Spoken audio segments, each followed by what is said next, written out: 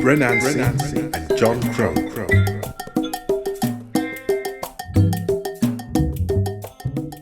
Once upon a time, in the distant past, there was a little village surrounded by trees and shrubs of every kind.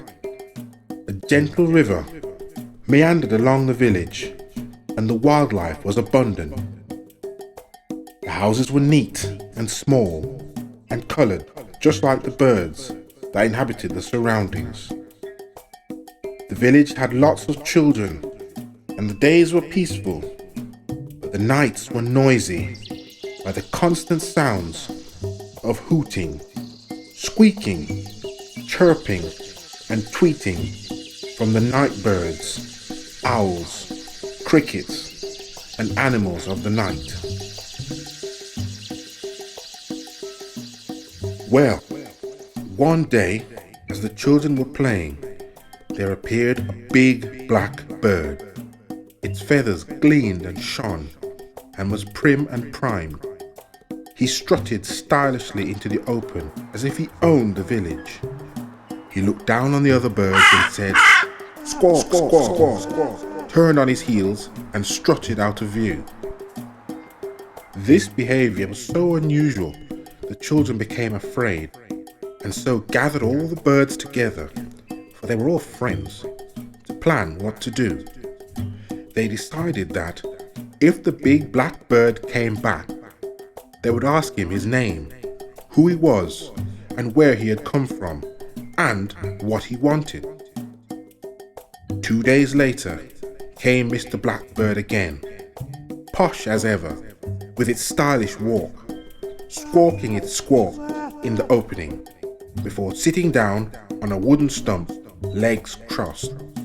The children and the birds gathered around, as brave as could be, and began asking questions. The big blackbird seemed stunned by the questions, but nonetheless answered in a haughty manner, "I want to be your boss." Neither the children nor the birds wanted a boss, so they told him to go home and come back in 2 days while they made up their minds.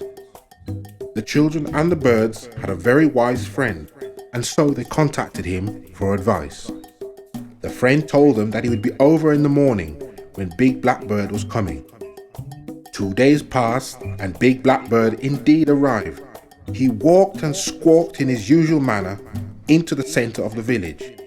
He was not pleased, however, to see this stranger amongst the children and birds, but sat and crossed his legs on the wooden stump as before.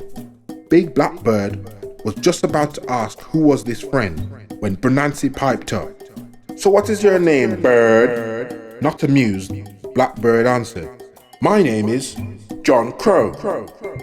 "Yeah? And why you want to be their boss?" asked Bre Anansi. "Well, I'm from a big wealthy town. I know things, and therefore I'm in the best place to manage this village," he sniffed. The children and the birds were very annoyed and gradually began closing in on the big black bird. "Calm, calm, children. Calm, calm, little birds. I will sort it." Anansi slowly walked to John Crow and graciously bowed, very low. John Crow, amused and self-proclaimed, looked at the children with a contemptuous grin. He hadn't noticed, however, handfuls of dirt Bre Anansi had sneakily scooped up. Rising, he blurted, "Millard!" and threw the dust all over John Crow. The children and the little birds all jumped on John Crow and chased him out of the village. John Crow was a sight for sore eyes. He had lost all his gloss and sheen. His feathers were in tatters, and he was looked down on ever since. And that's why John Crow is now a scavenger who cleans up what nobody wants. So please, don't mess with Bre Anansi.